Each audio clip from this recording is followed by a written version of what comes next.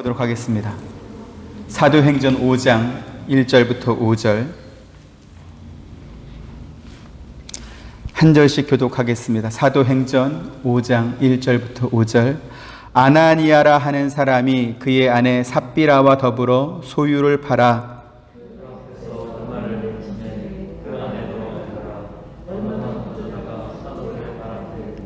베드로가 이르되 아나니아야 어찌하여 사탄이 내 마음에 가득하여 네가 성령을 속이고 땅값 얼마를 감추었느냐.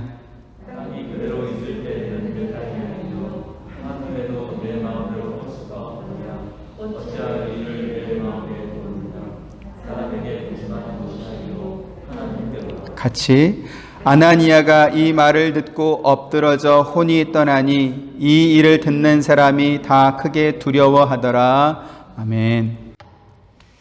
우리가 지금까지 살펴본 것처럼 사도행전은 예수님께서 제자들과 500여 성도들이 보는 앞에서 하늘로 올려져 가신 승천 사건으로 시작하고 있습니다.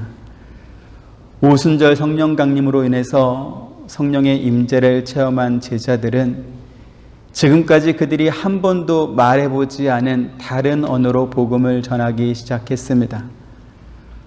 오순절 명절을 지키기 위해서 세계 여러 나라에서 온 사람들은 자기들이 사용하는 언어로 전해지는 복음을 듣고 회개하고 세례받고 예수님의 제자가 되는 그러한 놀라운 일들이 또 벌어지게 되는 것입니다.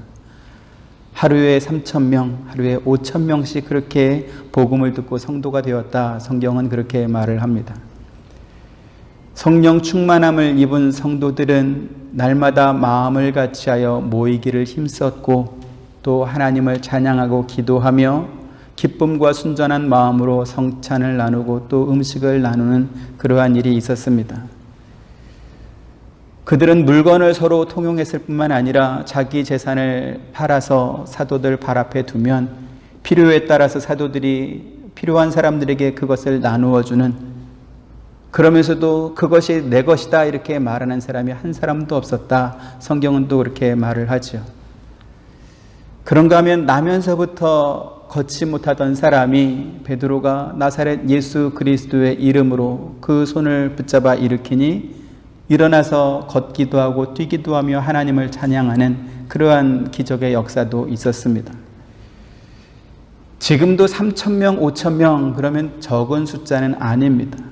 그런데 당시에 명절을 지키러 올라왔던 사람들이 3,000명씩, 5,000명씩 복음을 듣고 회개하고 세례를 받아서 예수님의 제자가 되었다라고 한다면 아마도 그것은 예루살렘에 모여든 거의 대부분 사람들이 세례를 받고 회개하고 예수님의 제자가 된 것으로 그렇게 보여집니다.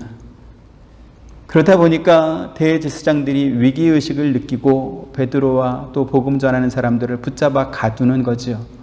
그리고서는 도무지 예수의 이름으로 말하지도 말고 가르치지도 말라 이렇게 위협하고 협박하면서 복음 전하는 것을 막는 그러한 일들이 있었던 것입니다. 그럼에도 불구하고 제자들은 복음 전하다가 고난받는 것에 대해서 두려워하거나 숨어 피하거나 한 것이 아니라 오히려 그와 같이 능욕받는 일에 자기들이 사용된 것을 기뻐하면서 즐거워하면서 더욱더 열심히 복음을 전하는 그러한 일들이 있었습니다. 여기까지만 보면 교회라고 하는 곳은 성령의 임재와 놀라운 기적이 마치 일상처럼 벌어지고 또 복음을 믿는 성도들은 자기의 것을 아끼지 않고 서로 물건을 나누고 또 필요한 사람을 도와주는, 그런가 하면 제자들은 외부의 어떠한 위협에도 굴복하지 않고 열심히 복음을 전하는 모범적인 교회의 아주 전형처럼 그렇게 보여집니다. 그러다가 갑자기 오늘 본문에 나오는 사건이 등장하는 것입니다. 아나니아와 삽비라는 사람이 헌금을 드리다가 죽게 되는 이 내용이 당황스럽고 또 굉장히 당혹스러운 것이죠. 아나니아와 삽비라가 가룟 유다처럼 이렇게 교회에 드려진 헌금을 훔쳤다거나 아니면 원래 사용해야 되는 목적과 반대로 달리 자기들을 위해서 유용하다가 그래서 발각돼서 이러한 일을 당하게 된 것이 아닙니다. 그들은 좋은 마음으로 교회에 헌금하길 원했고 자기들의 재산을 팔아서 드린 것이죠. 그러다가 자기들을 위해서 일부를 남겨놓고 일부만 드린 것입니다. 이게 전혀 있어서는 안 되는 일입니까? 전혀 이해되지 못할 그런 상황인가요? 그건 아니죠. 그런데 그들이 그렇게 행한 결과는 베드로 앞에서 부부 모두가 죽게 되는 그러한 결론으로 이어지고 있습니다. 일단 여러분들이 먼저 알아야 될 것은 지금 사도행전의 이 말씀이 교회에 헌금을 드리려고 하다가 떼먹으면 죽는구나. 그건 아닙니다. 아마도 여러분들이 경험해 보셨겠지만 11조를 빼먹었다거나 주일연보나 감사연보를 안 드렸다고 해서 죽지 않았습니다. 그렇죠? 죽었으면 이 자리에 없겠죠. 다 한 번씩은 경험이겠지만 그거 안 했다고 해서 죽지 않습니다. 더 분명히 말씀을 드리면 하나님께서는 성도된 우리가 믿음이 어려서 혹은 아직 미성숙해서 실수하거나 죄를 범했다고 해서 당장 죽이고 그렇게 하지 않습니다. 심지어 하나님께서는 일평생 흉악한 범죄를 저질러서 정부로부터 십자가 사형의 선고를 받고 그리고 십자가 위에서 죽음을 당하는 그 임종 직전의 사람조차도 회개하고 나니까 구원하는 그러한 은혜가 많으신, 사랑이 많으신 그러한 분이십니다. 그런데 그렇게 은혜가 많고 사랑이 많으시고 그 어떤 범죄자라 할지라도 구원하길 원하시는 그 하나님께서 재산을 팔아서 그 값에 일부 얼마를 감춘 이 아나니아와 삽비라는 왜 죽게 하셨느냐라고 하는 것이죠. 그래서 이 내용은 상당한 고민거리를 우리에게 안겨주는 것입니다. 차라리 베드로가 좋은 말로 할 때 다 가져와라, 숨기지 마라 이렇게 말해줬으면 얼마나 좋았을까요? 도대체 베드로는 무슨 억하심정이 있길래 이 부부를 한 사람도 아니고 둘 다 죽게 했느냐라고 하는 것입니다. 앞서도 말씀드렸던 것처럼 예수님의 승천으로 시작된 이 사도행전의 기록이 성령 강림과 또 놀라운 복음 전도와 그리고 안진뱅이가 걷게 되는 이 기적의 사건까지 어떻게 보면 교회가 승승장구하게 이렇게 번성해가고 번창해 나가는 것처럼 보이다가 갑자기 5장에 이르러서 브레이크가 딱 걸리는 것입니다. 아나니아와 삽비라가 헌금하다가 죽게 되는 그러한 일들이 있는 것이죠. 그래서 오늘 우리는 과연 그 이유가 무엇인지 성경의 여러 기록들을 통해서 살펴보려고 하는 것입니다. 먼저 아나니아와 삽비라가 왜 갑자기 자기들의 재산을 팔아서 헌금을 해야 되겠다 이렇게 생각했을까? 왜 그러한 결정을 했을까? 그 당시에 교회의 분위기를 먼저 살펴볼 필요가 있습니다. 사도행전 4장 32절부터 35절 한 절씩 보시죠. 믿는 무리가 한 마음과 한 뜻이 되어 모든 물건을 서로 통용하고 자기 재물을 조금이라도 자기 것이라 하는 이가 하나도 없더라.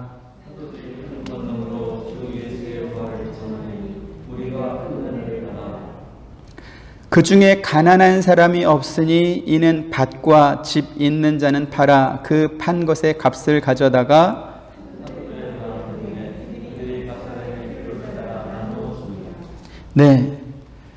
사도행전 2장에서도 우리가 확인했던 것처럼 당시 교회의 분위기는 성도들이 자기의 물건을 서로 나누어 쓰고 그러면서도 내 것이다 이렇게 주장하는 사람이 없었습니다.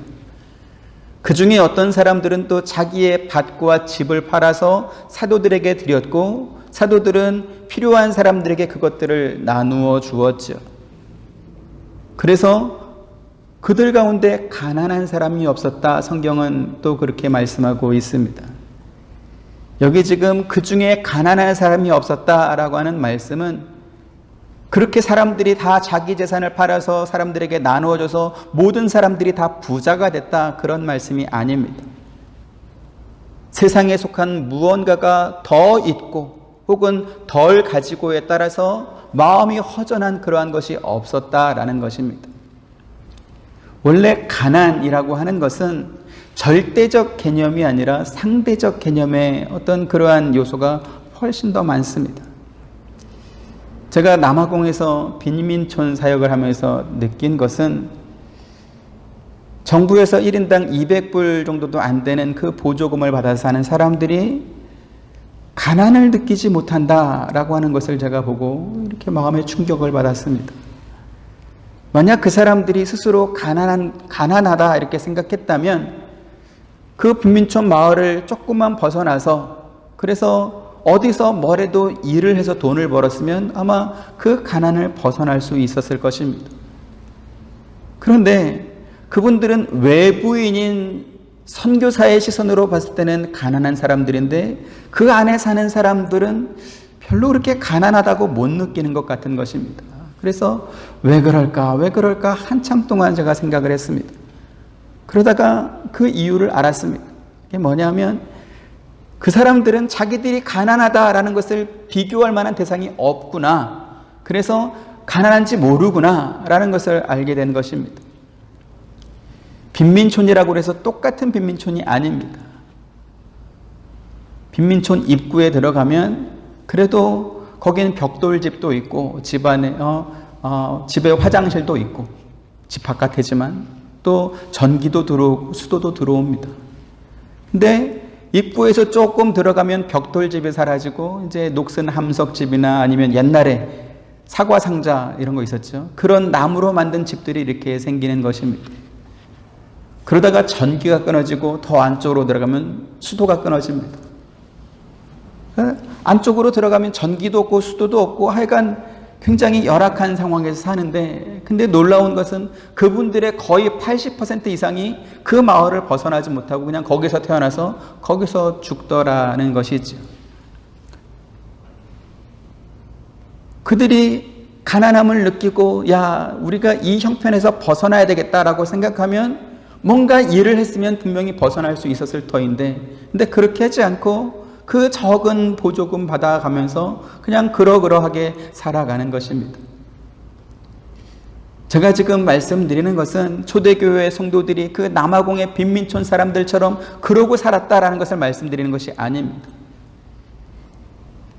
초대교회 성도들이 남보다 뭘 하나 더 갖고 덜 갖고 하는 개념으로 서로 비교하면서 상대적 개념으로 우리가 가난하다 그렇게 생각하지 않았다라는 것이죠. 그래서 좀 더 가진 사람은 자기의 밭이나 집을 팔아서 사도들에게 드렸고 또 사도들은 필요한 사람들에게 그것들을 나누어 줄 때도 다 이해하고 받아들이는 것입니다. 아, 저 사람은 꼭 필요하니까 사도들이 드렸구나. 다 이해하는 것이죠. 이것이 어느 한두 사람이 그랬다라는 것이 아니고 초대교회 전반적인 분위기가 그러했다라는 것을 우리가 먼저 이해해야 될 것입니다. 그러다가 어느 한 사람이 등장하는 것입니다. 누구냐면 우리가 바나바라고 알고 있는 레위인 요셉입니다. 사도행전 4장 36절 37절 구브로에서 난 레위족 사람이 있으니 이름은 요셉이라 사도들이 일컬어 바나바라 번역하면 위로의 아들이라 하니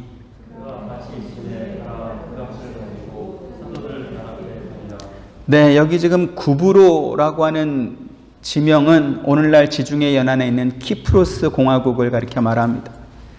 남북 이스라엘이 멸망한 이후에 이스라엘 각 지파들은 세계 곳곳으로 흩어져 살게 되었습니다.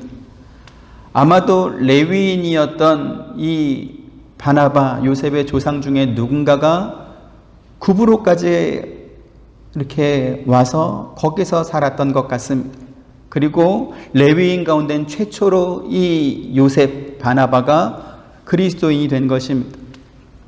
36절에 보니까 사도들이 이 레위인 요셉을 가리켜서 위로의 아들이라고 하는 그러한 별명을 가진 별명인 바나바라 불렀다 이렇게 말씀하고 있습니다.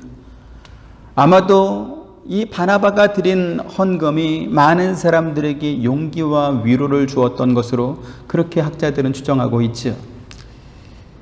아나니아와 삽비라 사건이 바로 이와 같은 분위기 속에서 지금 벌어지고 있는 것입니다. 사도들이 레위인 요셉을 가리켜서 위로의 아들이다 라고 하는 바나바로 이렇게 부르니까 이 아나니아와 삽비라도 자기들도 사도들로부터 그와 같은 존중과 어떤 칭송이 담긴 이름을 받기를 원해서 그래서 이제 돈을 드리기로 결정한 것입니다.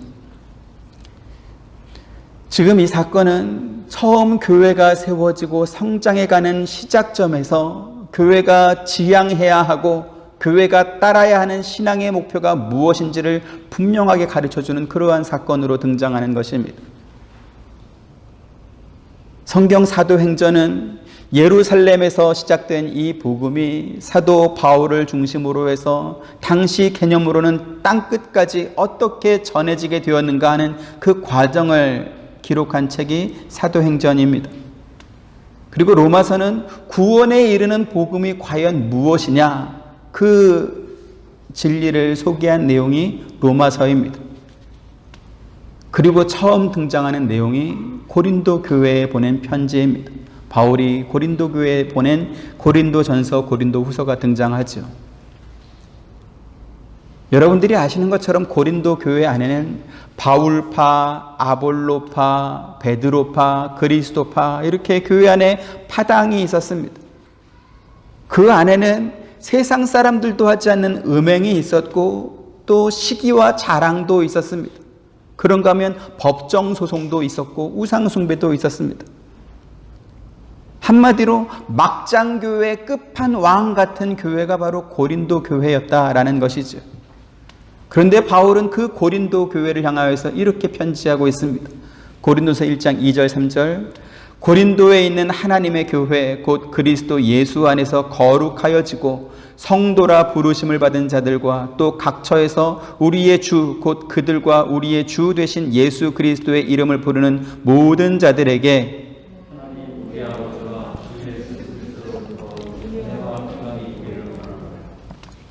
네, 보시는 것처럼 그리스도 예수 안에서 거룩하여지고 성도로 부르심을 받은 자들, 고린도 교회 성도들이 그렇다라는 것이죠.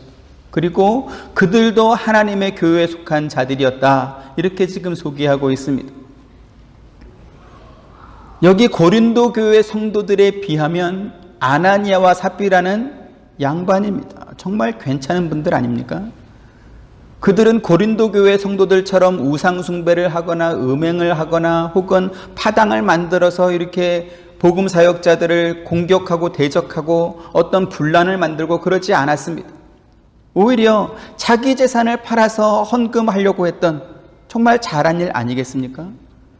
물론 베드로에게 거짓말을 좀 하긴 했지만 그러나 과연 그게 죽어야 할 만큼 그렇게 큰 죄인가 싶은 것이죠. 하지만 하나님께서는 그들을 죽이심으로 초대교회에 분명한 어떤 기준을 지금 주고 있습니다.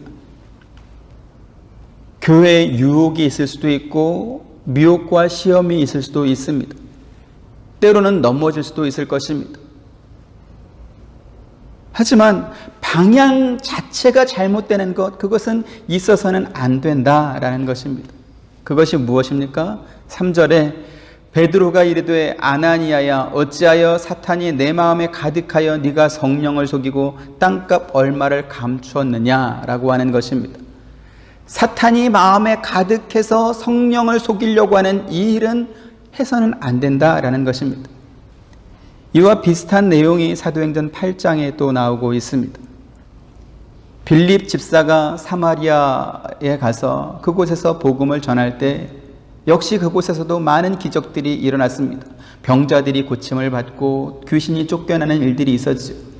그리고 복음을 듣고 회개하고 세례받는 사람들이 생겨나는 것입니다. 예루살렘 교회에 그와 같은 소식이 들렸고 사도들은 베드로와 요한을 대표로 사마리아로 보내기로 합니다. 그리고 베드로와 요한이 사마리아에 와서 성도들을 만나고 그들에게 안수할 때 성령이 그들 가운데 임하는 그러한 역사가 또 생기는 것입니다. 근데 그 중에 사마리아에서 아주 유명했던 마술사인 시몬이라는 사람이 있었는데 이 시몬이 그동안은 빌립 집사를 열심히 따라다니다가 예루살렘에서 온 베드로와 요한이 성도들에게 안수하자 그들에게 성령이 임하는 모습을 보게 되는 것입니다. 그리고는 베드로에게 돈을 드리면서 나에게도 그와 같은 능력을 주셔서 나도 누군가에게 안수하면 당신처럼 그 사람들에게 성령이 임하는 그러한 일들이 있도록 해달라, 이렇게 요청하는 것입니다. 사도행전 8장 18절에서 20절, 시몬이 사도들의 안수로 성령 받는 것을 보고 돈을 들여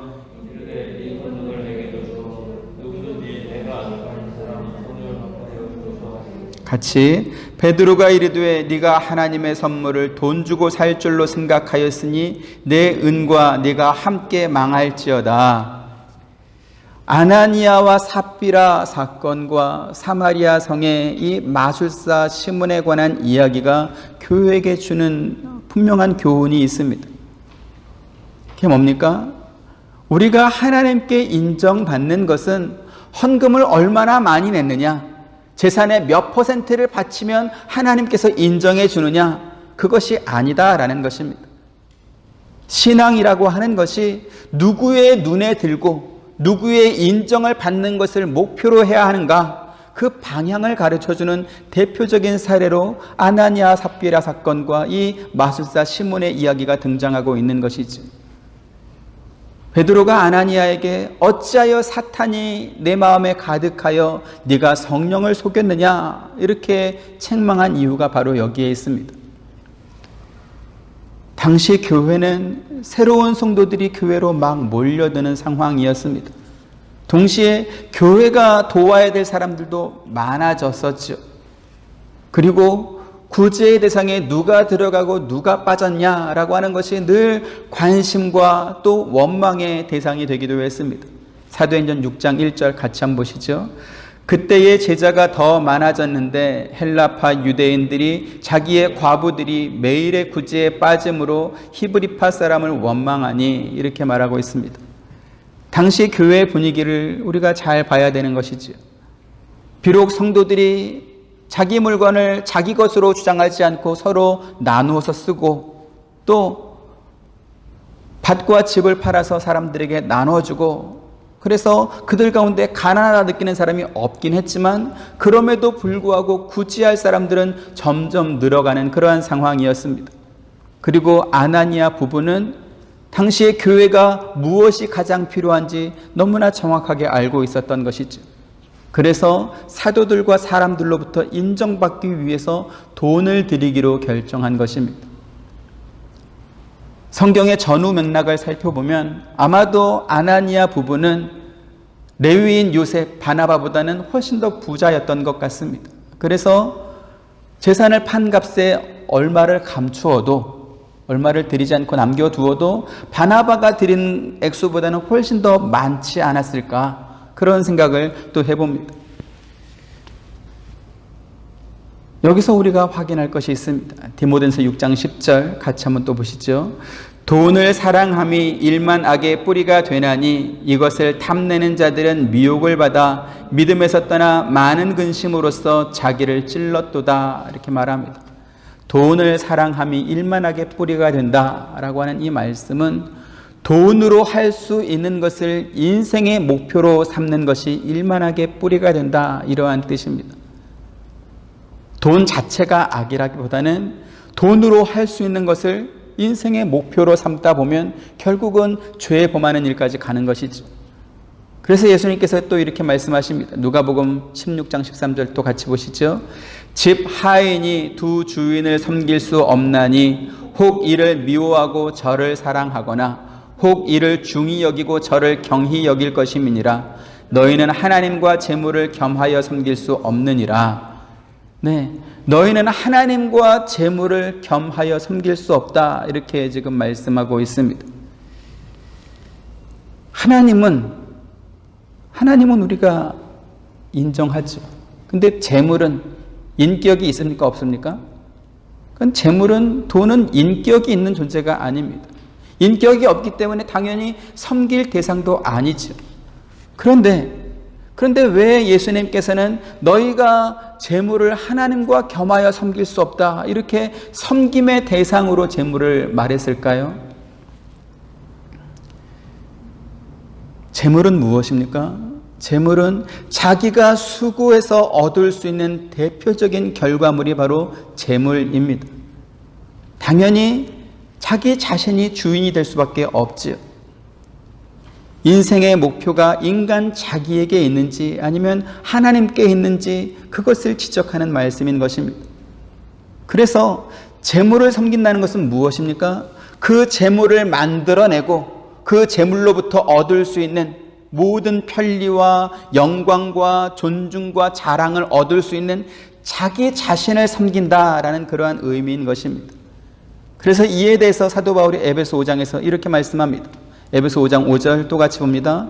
너희도 정녕 이것을 알거니와 음행하는 자나 더러운 자나 탐하는 자 곧 우상 숭배자는 다 그리스도와 하나님의 나라에서 기업을 얻지 못하리니 이렇게 말씀합니다.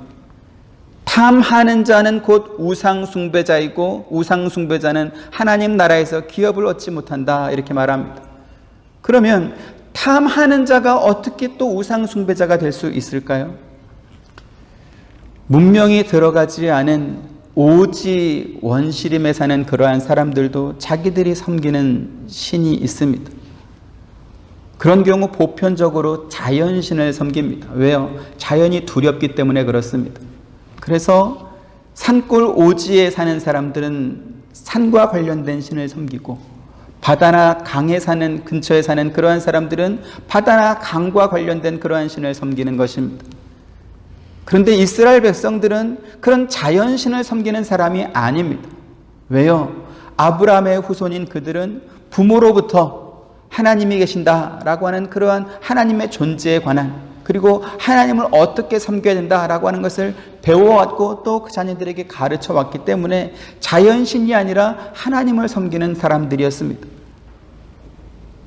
그런데 그들이 애굽 생활을 하면서 그리고 가나안 땅으로 들어가서 그곳에 정착해 살면서 주변 나라 사람들이 섬기는 여러 신들을 보게 되는 것입니다.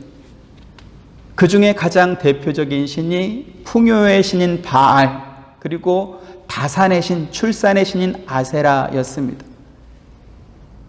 애굽의 노예로 살던 이스라엘 사람들의 어떤 처지에서 보면 하나님을 섬기는 자기들보다 바알과 아세라를 섬기는 애굽 사람이 혹은 다른 나라 사람들이 훨씬 더 잘 살아 보이는 것입니다. 잘 사는 것처럼 그렇게 보이는 것이죠. 또 바알과 아세라뿐만 아니라 인간이 살면서 아쉬운 부분을 이렇게 해결해 줄 수 있는 항목마다 특화된 그러한 우상들이 있었습니다. 다곤신, 드라빔신, 밀곰, 몰렉과 같은 그러한 항목마다 특화된 그러한 우상들이 또 있었다라는 것이죠. 그렇다 보니까 이스라엘 백성들이 자기들이 원하는 것을 얻을 수 있는 그러한 신들을 섬기기로 결정하고 그래서 다른 신들을 섬기게 된 것입니다. 재물을 버는 것과 우상을 섬기는 것은 그 목적과 방법이 같습니다. 자기가 수고하고 애쓴 만큼 돈을 벌 수 있는 것처럼 우상도 자기가 정성을 들인 것만큼 자기가 원하는 것을 얻을 수 있다라고 생각하기 때문에 우상을 섬기는 것이죠. 그래서 돈을 버는 것이나 우상을 섬기는 것이나 그 목적은 자기를 위한다라는 면에서 똑같다라는 것입니다. 바울이 탐하는 자를 가리켜서 우상 숭배자라고 말한 이유가 바로 여기에 있습니다.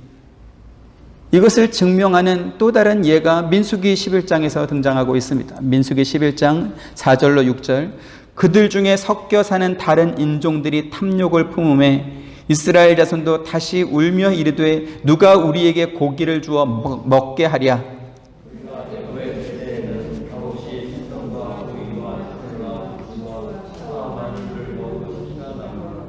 같이 이제는 우리의 기력이 다하여 이 만나 외에는 보이는 것이 아무것도 없도다 하니 4절에 보니까 그들 중에 섞여 사는 다른 인종이 탐욕을 품었더니 이제 원망하는 모습이 나오고 있습니다. 이스라엘 백성들이 애굽에서 떠나올 때 이스라엘 민족만 떠나온 것이 아닙니다.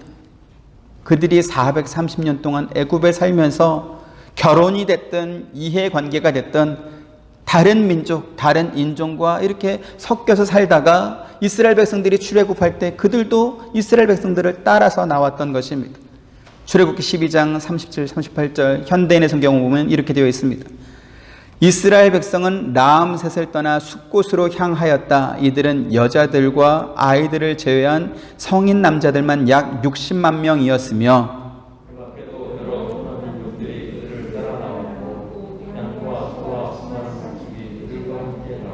네, 여기 보면 여러 호남 민족이 이스라엘을 따라서 광야로 나왔습니다.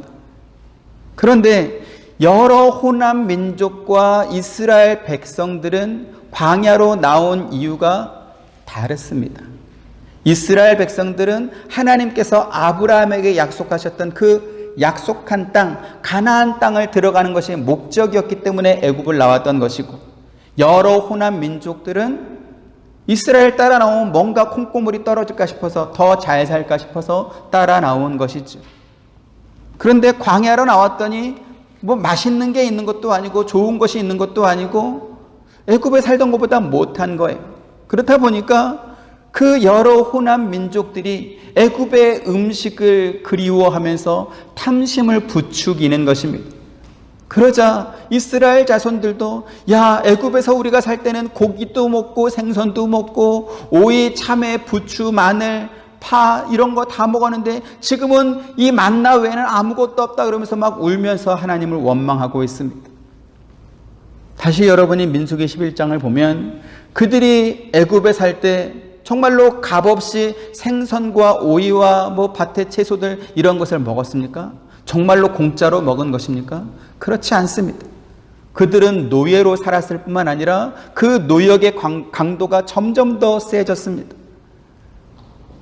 모세의 사례에서 보면 남자아이들이 태어나면 어떻게 됐습니까? 다 죽였습니다. 남자아이들은 없고, 왜? 민족이 강해지면 안 되니까 남자아이들은 다 죽이고 여자아이들만 남겨서 그 여자들이 장성하면 피라미드 건설 현장, 무슨 건설, 뭐 스핑크스 건설 현장, 이렇게 노역의 현장으로 가서 고생을 했던 것입니다. 단순 비교를 하기 적합하지 않은 면이 있지만 군대를 간 남자들이 가장 원하는 게 뭘까요? 제대하는 것입니다. 사실 말년 병장쯤 되면 그것만큼 편한 게 없습니다. 말만 하면 후배들이 다 알아서 해주고 또 누가 간섭하는 사람도 없고 무엇보다 TV 리모컨 소유권이 있어서 자기가 원하는 프로그램들 다 볼 수 있고 얼마나 좋은지 모릅니다. 그런데 야, 너 말년병장으로 계속 살래? 아니면 제대할래? 그러면 뭘 한다고 할까요? 밖에 나오면 고생이 될지도 모르는데 난 제대할래. 제대를 선택하는 것입니다. 왜 그렇습니까? 아무리 군대가 편하다 할지라도 신체의 자유가 완벽하게 보장되지 않기 때문에 그렇습니다. 새벽에도 비상벨이 울리면 완전군장을 하고 밖으로 나가야 되고 지휘관이 짜놓은 훈련 계획표와 또 보초 시간표에 따라서 잠자다가도 일어나서 보초소로 나가야 되는 것입니다. 그래서 하여간 거꾸로 매달라 놔도 시간은 가니까 빨리 시간이 흘러서 제대할 날짜를 기다리는 것이죠. 이스라엘 백성들이 430년 동안 애굽에서 종으로 살았습니다. 그러다 하나님께서 그들을 애굽 땅에서 해방시켜 주었습니다. 그뿐만 아니라 하나님께서 그들을 위해서 예비해 놓으신 그 땅으로 가면 그들이 짓지 않은 집에서 살게 되고 그들이 심지 않은 포도 열매를 먹게 될 것입니다. 정탐꾼들이 보고 왔던 것처럼 그 땅은 어떤 땅이었습니까? 그곳에 사는 사람들은 아낙 자손, 거인의 후손이라고 부를 만큼 그렇게 땅에 기름지고 아름답고 좋은 땅이었습니다. 그러면 그들이 애굽에서 나와서 가나안에 들어가기까지 어떻게 먹고 살았습니까? 그들이 농사 짓거나 혹은 뭐 가서 수렵을 하거나 채집을 하거나 그래서 살았습니까? 아닙니다. 하나님께서 내려주신 만나를 먹었고 하나님께서 보내주신 메추라기를 잡아먹으면서 또 그들이 우물을 파지 않아도 하나님께서 내주시는 그 물을 마시면서 그렇게 살았습니다. 광야라고 하는 곳이 낮과 밤의 일교차가 40도, 50도가 넘는데 그 열악한 환경 속에서도 하나님께서 낮에는 구름 기둥, 밤에는 불 기둥을 보내주셔서 40년 동안 어려움 없이 살도록 하나님께서 그렇게 만들어 주었습니다. 그들을 대적하는 사람이 있었다면 하나님께서 그들을 멸하시고 이스라엘 백성들을 보호해 주었습니다. 고대 사회에서 마을이 있는 곳은 필수적으로 성이 만들어져 있습니다. 왜요? 외부로부터 오는 침략을 성벽이 막아주고 성벽을 보초하는 사람들이 막아줘서 성 안에 사는 사람들이 보호를 받아야 되기 때문에 그렇습니다. 그런데 이스라엘 백성들이 광야 살 때는 성벽이 있었습니까? 없었습니까? 성벽이란 건 없었습니다. 그냥 텐트만 있었을 뿐입니다. 그런데 하나님께서 주변 모든 민족과 나라들로 하여금 두려움을 심어주었습니다. 이스라엘 백성들을 함부로 건드리면 우리 망한다. 그래서 건드리면 안 된다. 그와 같은 두려움까지 심어주었습니다. 그런데 그들 가운데 탐심이 들어가는 순간 하나님께서 그들에게 주신 모든 은혜가 다 원망의 조건으로 변하는 것입니다. 하나님께서 그들을 위해서 준비한 가나안 땅보다는 노예로 살면서 먹었던 그 고기와 그 생선과 오이와 참외와 부추와 마늘과 파, 이게 너무나 그리워서 하나님을 원망하게끔 되는 것이죠. 왜 그렇습니까? 탐심과 우상숭배의 근본이 똑같기 때문에 그렇습니다. 그게 뭐죠? 자기를 위하여인 것입니다. 아나니아와 삽비라가 왜 헌금 얼마를 감춘 것 때문에 죽어야 하는 것입니까? 그것이 성령을 속이고 자기를 위했기 때문에 그런 것입니다. 다시 한번 말씀을 드리지만 아나니아와 삽비라 사건은 특별한 사례로 우리에게 보여주시는 것입니다. 헌금하지 않았다고 해서 죽는 그러한 일들이 지금은 없습니다. 하지만 그리스도의 몸된 교회로 세워진 교회가 절대 해서는 안 되는 것이 있다라는 것은 우리가 분명히 알아야 될 것입니다. 그것이 무엇입니까? 하나님이 아니라 돈이 목적이 되고 돈이 열매가 되는 그 일은 절대 안 된다라는 것입니다. 죄의 원리는 하나님의 자리를 인간이 차지하려고 하는 그것이 죄의 원리입니다. 에덴 동산에서 하와를 꿰었던 뱀이 뭐라고 말을 하죠? 그것을 먹는 날에는 너희 눈이 밝아져서 하나님처럼 되는 것을 하나님이 아셨다. 그래서 너희들 보고 먹지 말라고 한 것이다. 그렇게 말합니다. 그리고 아담과 하와는 하나님처럼 되고 싶어서 그 나무의 열매를 따먹게 되는 것이죠. 물론 결과적으로 보면 아담과 하와가 그 선악과를 따먹었기 때문에 타락하게 된 것은 맞습니다. 하지만 죄가 들어온 것은 그것을 따먹었기 때문에 죄가 된 것이 아니고 그것을 바라본 순간 이미 그들은 죄를 범한 것입니다. 왜요? 하나님께서 먹으면 반드시 죽으리라 라고 하신 그 선악과 열매가 먹음직스럽고 보함직스럽고 지혜롭게 할 만큼 탐스럽게 보였다라는 것입니다. 과일이 어떻게 생기면 야 이거 먹으면 내가 지혜로워지겠는데? 그런 생각이 들까요? 여러분 뭐 어디 마트에 가서 과일 보면서 야 이거 먹으면 내가 지혜로워지겠다 이렇게 생각되는 과일이 있었습니까? 선악과를 보니까 지금까지 알지 못했던 새로운 지혜를 주겠다라고 하는 그러한 마음이 들었다는 것입니다. 그 새로운 지혜는 뭡니까? 선과 악을 분별해서 자기에게 유리하도록 결정할 수 있고 또는 거부할 수 있는 그러한 권리를 갖겠구나 하는 그러한 열매였다라는 것입니다. 베드로가 아나니아에게 어찌하여 사탄이 내 마음에 가득하여 네가 성령을 속였느냐라고 꾸짖고 있습니다. 아나니아와 삽비라가 교회가 아닌 세상에 있었을 때는 그들이 이룬 성공, 그들이 가진 돈과 재산이 그들의 존재감을 키웠고 그들의 영향력을 증명해 보였을 것입니다. 그리고 그들은 교회도 헌금을 많이 드리면 그들이 세상에서 얻었던 것 같은 그러한 어떤 존중과 존재감과 영향력을 얻을 수 있을 거다 그렇게 생각했던 것이지. 하지만 하나님께서는 베드로를 통해서 처음부터 그와 같은 시도, 그와 같은 생각을 지금 막고 있는 것입니다. 왜요? 교회라고 하는 곳은 돈이 영향력을 끼치는 것이 아니라 하나님의 통치가 있는 곳이기 때문에 그런 것입니다. 아나니아와 삽비라가 등장하기 전까지 교회는 그렇게 하나님의 통치를 따라 움직이는 곳이었습니다. 자기의 물건을 자기 것이라고 주장하지 않고 서로 나누어 쓰고, 더 있는 사람은 밭과 집을 팔아서 사도들에게 드리고, 또 사도들은 필요한 사람들에게 나누어 주면서, 그러면서도 내 것이다라고 말하는 사람이 없는, 하나님의 통치를 따라 순종하는 그러한 교회였다라는 것입니다. 앞서 광야에서 이스라엘 가운데 섞여 살던 다른 민족, 혼합된 민족들이 탐심을 품자 이스라엘 백성들이 원망하기 시작했다 말씀을 드렸습니다.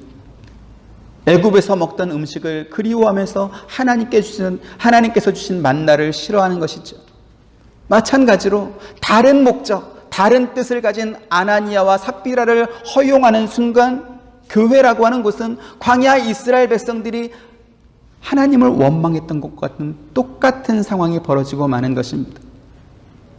그런데요, 초대교회뿐만 아니라 지금도 교회는 언제나 이러한 위협 가운데 있다라는 사실을 우리가 알아야 될 것입니다.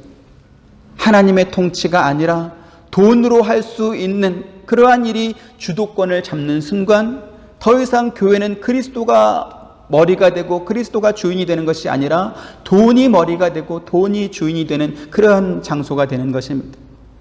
사탄이 마음에 가득하여서 성령을 속이는 그러한 일들이 벌어질 수 있다라는 것이죠. 여러분, 선교하고 구제하는 것은 뭘로 합니까? 돈으로 하죠. 그렇죠? 돈이 있어야 선교도 하고 구제도 하는 것입니다. 그래서 선교하고 구제하기 위해서 돈을 만들어야 된다, 그렇게 말을 합니다. 그런데요, 우리가 알아야 될 것이 있습니다. 돈이라고 하는 것은 선교나 구제를 효과적으로 하기 위한 수단인 것이지 그것이 목적이 될 수는 없다라는 것입니다. 그래서 주객이 전도되면 안 됩니다. 주객이 바뀌면 안 됩니다. 자, 그러면 선교나 구제는 목적입니까? 수단입니까? 그건 목적입니다. 목적. 선교나 구제가 수단이 되는 순간 교회는 돈이 목적이 돼서 그것을 이용해서 돈을 더 끌어오는 그러한 일로 바뀌게 되는 것이죠. 자전거를 타고 부산으로 가든지 비행기를 타고 부산으로 가든지 목적지로 가는 교통수단은 서로 다를 수 있습니다. 그런데 자전거를 타니까 부산으로 갔는데 비행기를 태워줬더니 하와이로 가버렸다. 그러면 목적지가 같은 것입니까? 다른 것입니까? 목적지가 전혀 다른 것입니다. 사도행전 1장부터 4장까지 좋은 분위기로 이렇게 오다가 갑자기 5장에 이르러서 아나니아와 삽비라가 죽게 되는 이 사건이 등장하는 이유가 바로 그것입니다. 자전거를 타고 가다가 넘어지든지 타이어가 펑크가 나든지 체인이 빠지든지 아니면 너무 힘들어서 중간에서 며칠 쉬었다 가든지 그것은 괜찮지만 목적지가 다른 것은 그것은 안 된다라는 것입니다. 교회는 근본적으로 세상과 다른 곳입니다. 세상은 돈 많이 가진 사람이 가장 존중받고 가장 위대한 곳입니다. 그들의 성공 스토리는 언제나 감동이고 아름답고 배우고 싶고 따르고 싶은 그러한 모델이 됩니다. 하지만 교회는 돈이 성공이고 돈이 감동이고 돈이 배우고 싶고 따르고 싶은 그러한 곳이 아닌 것이지.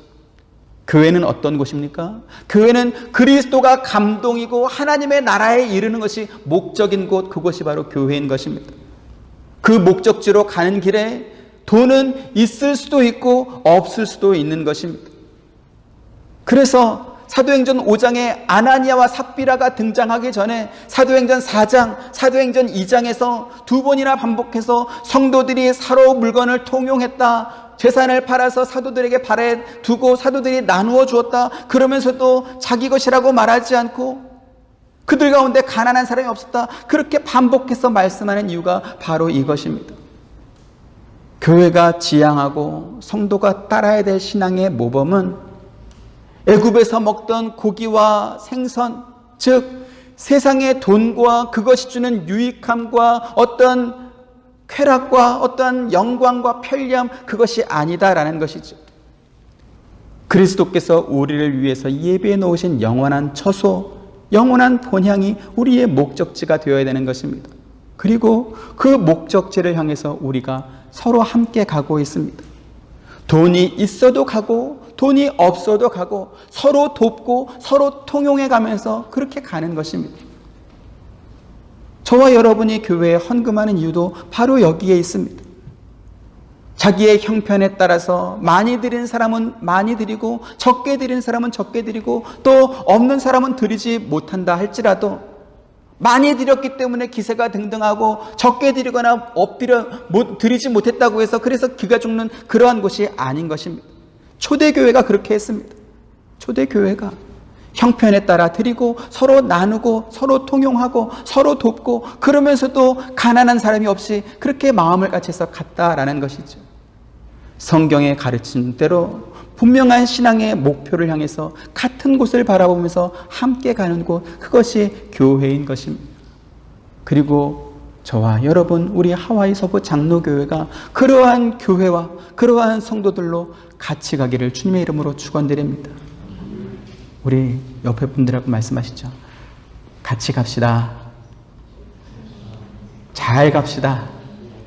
네, 목적지가 바뀌면 안 됩니다. 방향이 틀어지면 안 되고 천천히 가도 되고 이렇게 비행기로 아니고 이렇게 낮은 포복으로 가도 방향이 같으면 됩니다. 근데 아무리 빨라도 방향이 틀어지면 그것은 안 되는 것입니다. 그래서 우리가 같이 가고 힘내고 그렇게 가는 우리 교회가 되길 원합니다. 기도하겠습니다. 은혜로우신 아버지 하나님, 감사합니다.